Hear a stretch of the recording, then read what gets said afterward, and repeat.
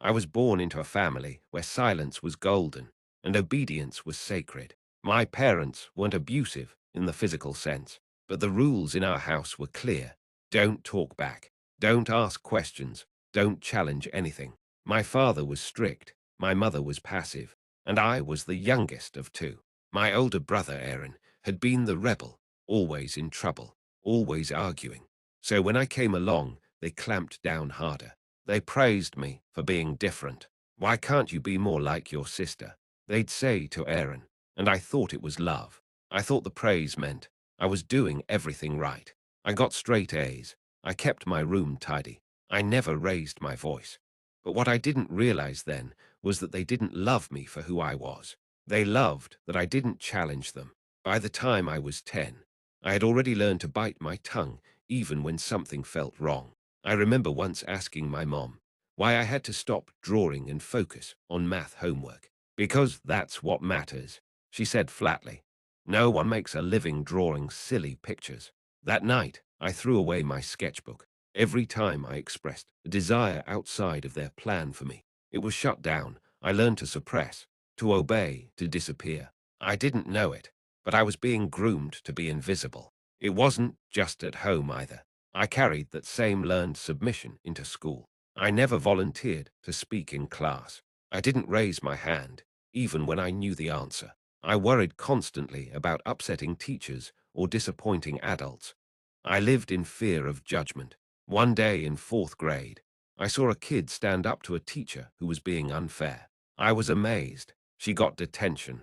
Sure, but she also looked so free. I envied her courage. Instead of asking myself why I was afraid, I simply doubled down on my good girl routine. I became the quiet kid, the polite one, the rule follower, and everyone, from relatives to teachers, told me how proud they were. So I smiled, even when it hurt. By the time I hit high school, I was the model student. I joined the right clubs, took advanced courses, and never once stepped out of line. But inside, I felt hollow. My classmates joked that I was like a robot, always smiling, never stressed. If only they knew how tightly I was holding myself together. I was never allowed to go to parties. Dating out of the question. Focus on your future. My dad would say. My future, of course, was the one they had in mind for me. Medical school. A doctor in the family. That was the dream. The only person who seemed to see through it was my best friend. Zoe. One afternoon she said, "You ever feel like you're performing your life instead of living it?" It hit me like a punch. She wasn't trying to be deep. She was talking about herself. But I couldn't stop thinking about it. I started keeping a secret journal. It became the one place I could be honest. I wrote about my love for art, my curiosity about philosophy, my hatred of chemistry. I wrote about wanting to scream, to run away, to stop pretending. But every morning, I tore out the pages. I was terrified someone would find them. The pressure kept building. Panic attacks started when I was 17, but I told no one because I couldn't fall apart. Falling apart would mean disappointing them. And in our house, that was the ultimate sin. Zoe noticed the changes in me. She begged me to talk to someone, but I brushed her off. I didn't want to make waves. I just needed to survive until college. I told myself that was the escape plan. But even as I said it, I felt unsure. What if college wasn't freedom either? Still, I kept playing the part. College was supposed to be my way out, but instead, it became another cage. My parents insisted I attend the university they picked. I lived on campus, but they called every day, checked my grades, and even demanded access to my school account in case of emergencies. I tried to rebel in small ways, took an elective in creative writing, joined a philosophy club, but every step outside the path they paved for me came with guilt and manipulation. Then came the breaking point. During sophomore year, I failed a major organic chemistry exam. I was devastated. It was the first time I had ever truly failed. When I called my dad, hoping for some comfort, all he said was, "I knew you weren't studying hard enough. You need to stop wasting time on those silly clubs and focus." That night, I stared at myself in the mirror for over an hour. I didn't recognize the girl staring back. I wasn't living. I was surviving. And I realized if I kept going like this, I would lose myself completely. I skipped class the next day for the first time ever. I walked around the city aimlessly, sat in a park for hours, just watching people. Something shifted. I felt anger real, burning anger for the first time in years. Anger at them, anger at myself. I didn't want this life. I never did. I made a choice, quietly without fanfare. I dropped my pre-med major.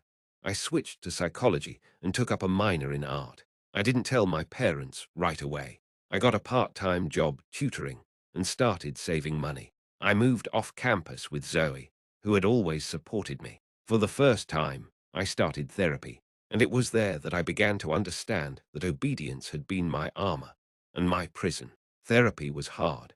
I cried more in those first few sessions than I had in years, but I also started to feel whole, like I was peeling away the layers of someone else's expectations and finally finding myself underneath. When I finally told my parents, the fallout was brutal. My dad screamed. My mom cried. They called me ungrateful, selfish, lost. But I didn't back down. I said, I'm not your project. I'm your daughter. We didn't speak for weeks after that, but I didn't regret it. For the first time in my life, I was living on my terms. It was terrifying and freeing. I started selling art prints online. I wrote articles for the college blog. I joined student groups that talked openly about family pressure, mental health, and identity. I wasn't alone. I was finally breathing. Years later, I'm a licensed therapist. I work with young adults who feel lost, trapped, or voiceless, because I know what that feels like. I still draw. I still write. And sometimes I think about that little girl who threw away her sketchbook to be loved. I wish I could hug her, tell her that she was already enough. My relationship with my parents is civil now, but distant. We've set boundaries. I no longer seek their approval. I seek peace. Obedience is not love.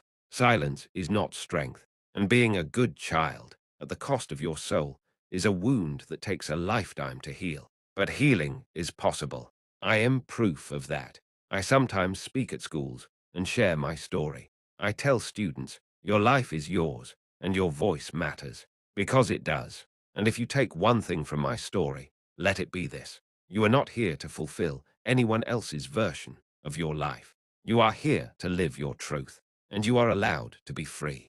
To anyone listening who feels trapped by expectations, whether from family, culture, or society, you don't have to earn your worth by disappearing. You don't owe anyone your silence. And the moment you start choosing yourself, even when it's hard, especially when it's hard, you begin to live. And that's a life worth fighting for.